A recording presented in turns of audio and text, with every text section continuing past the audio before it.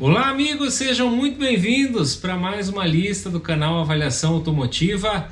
Eu sou o Rai, seu humilde guia nessa lista até 45 mil hoje de carros automáticos. Então na última lista eu fiz dos carros até 40 mil. Comecei a explicar um pouco sobre por que eu acho que esse valor em diante, né, acima dos 40 é o ideal para carros automáticos, e também que a partir desse valor só vou indicar carros automáticos, que é o que hoje as pessoas mais estão almejando, mais estão buscando no mercado aí, todo mundo querendo seus carros automáticos, tá bom? Então estou falando do grande público, né? Claro que existem exceções, mas é isso.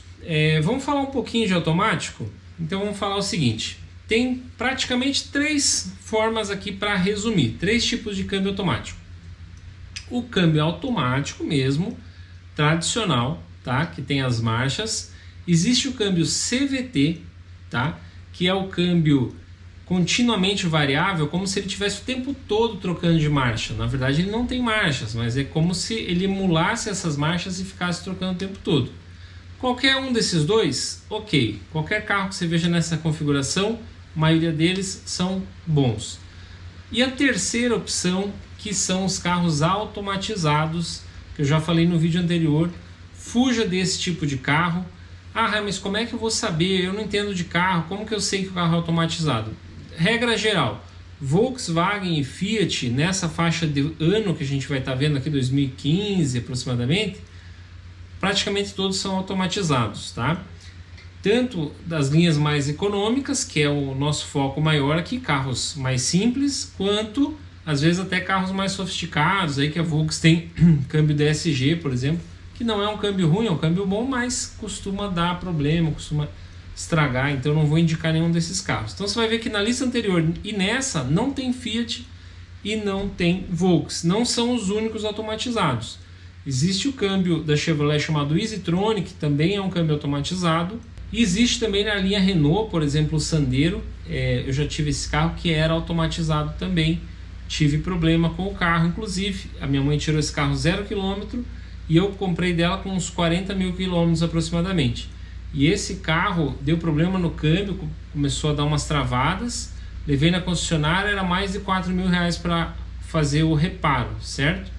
Eu achei melhor passar ele, porque assim, não estava dando problema o tempo todo. Então eu passei ele na concessionária mesmo, fiz a troca do carro.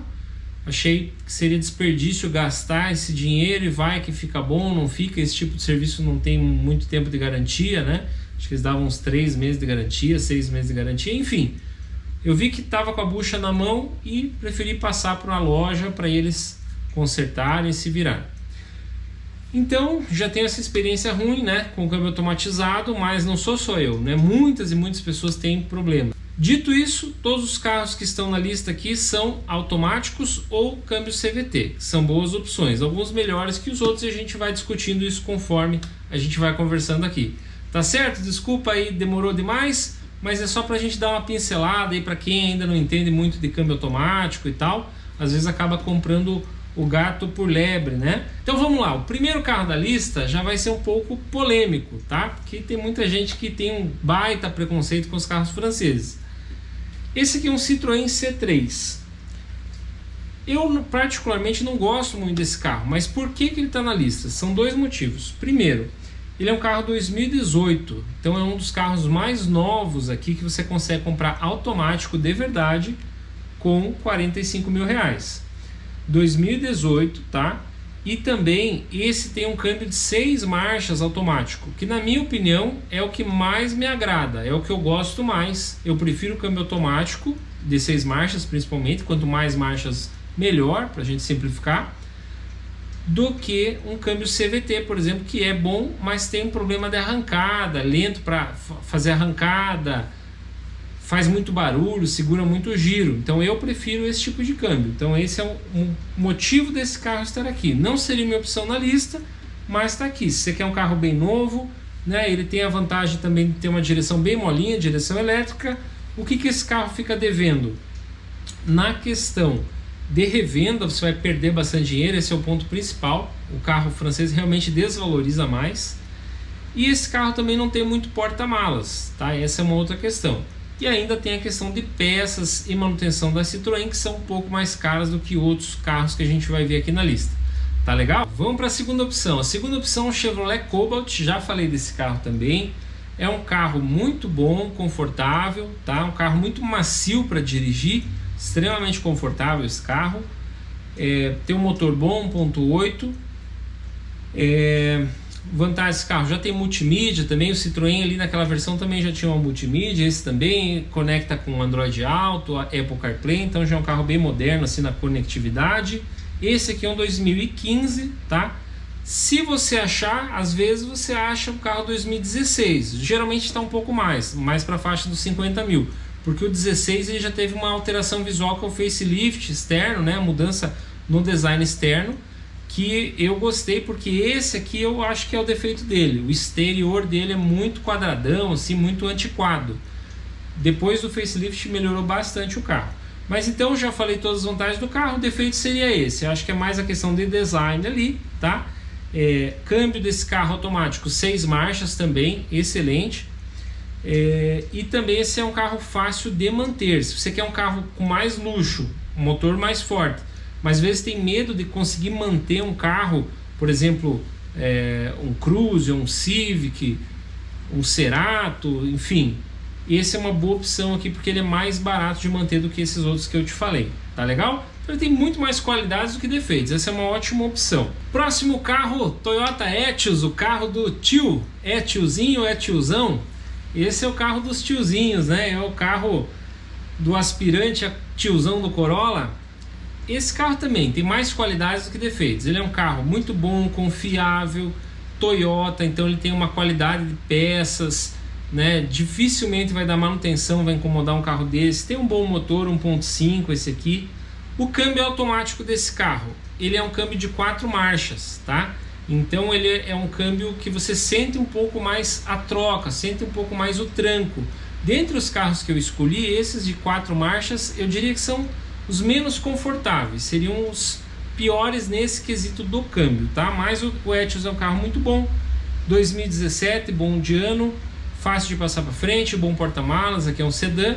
Defeito desse carro, pessoal, é que ele é muito feio, né? Esse não tem jeito, não tem como você defender o desenho do carro. Se você está pouco se lixando para isso, você quer um carro bom de ano, confiável, né? Que não seja beberrão, talvez seja a melhor opção. E o próximo carro é o famoso Fit batido, Honda Fit. Ou foi batido, ou ou será por você. Então se cuide. Faça um seguro aí, é 1.5 LX, que é a versão de entrada. Esse é um carro super confiável também.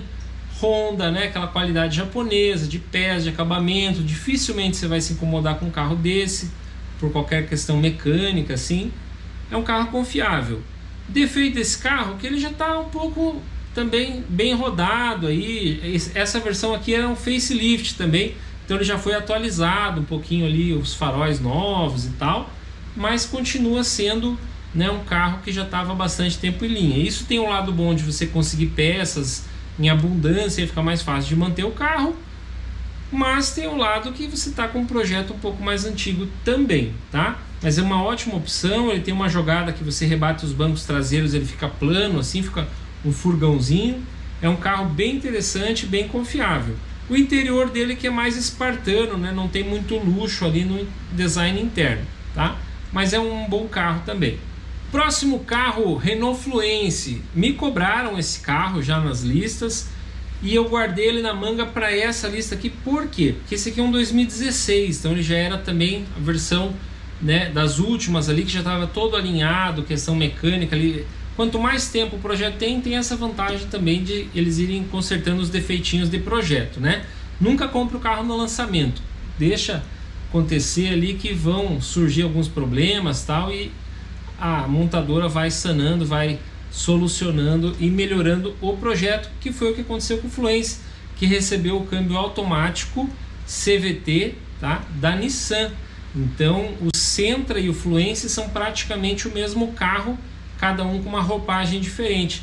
E o Renault aí é um carro super confortável, um carro que seria comparável em categoria com Civic, Corolla, né? Esses carros que estão em um patamar superior, ok? Muito mais conforto para você. Um carro completíssimo também. 2016, bom de ano, acho uma ótima opção.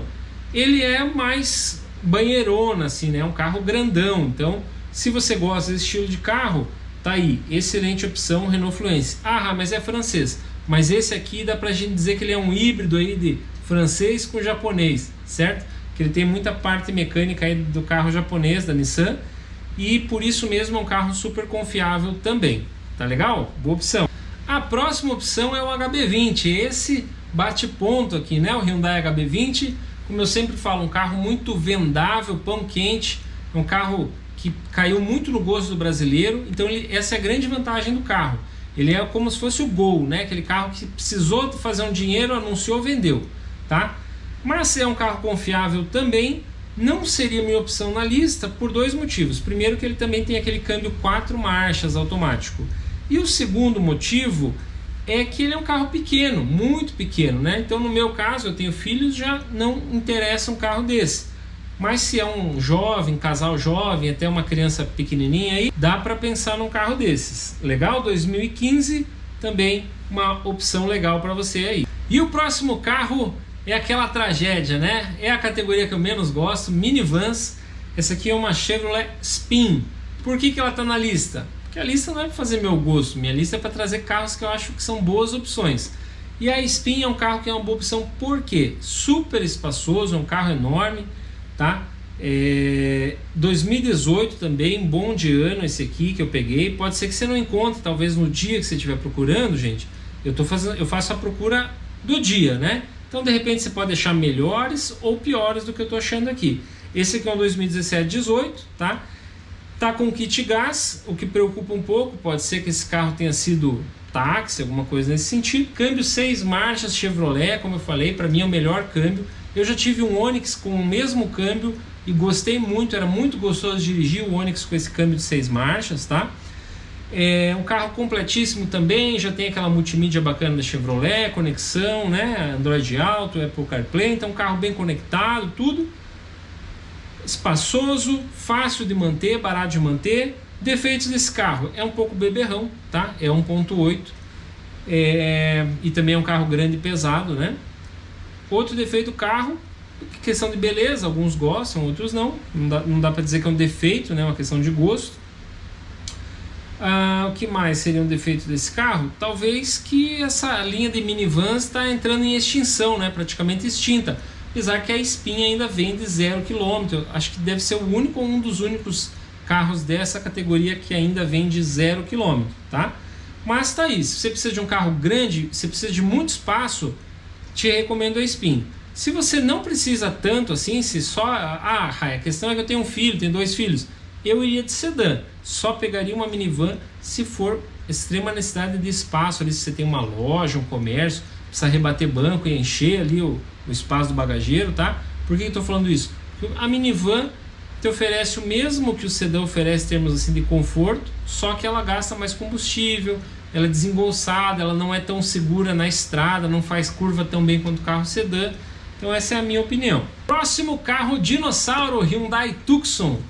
Também já falei desse carro anteriormente, meu pai já teve um carro desse, exatamente esse modelo aqui, automático, né, 2.0 GLS, 2016, eu achei aqui bom de ano, normalmente você vai achar nesse valor aí uma 2014, câmbio 4 marchas, tá? Então, qual que é o defeito desse carro? Bebe um pouco demais, câmbio 4 marchas, você sente um pouco mais aquela troca, não é tão confortável. Pontos positivos, muitos anos em linha, você acha peças com facilidade por causa disso, então ele é fácil de manter. É um carro extremamente confiável, dá pra gente comparar ele com o Corolla, assim, de ser um carro que vai durar muitos anos e não estraga, né? Então essa que é a confiabilidade que ele tem comparável ao Corolla, tá? E o outro defeitinho que eu vou colocar aqui é a questão do design, né, pessoal? Já tá bem batido, tem aquela cara de anos 90 aí, mas é um carro muito gostoso de dirigir.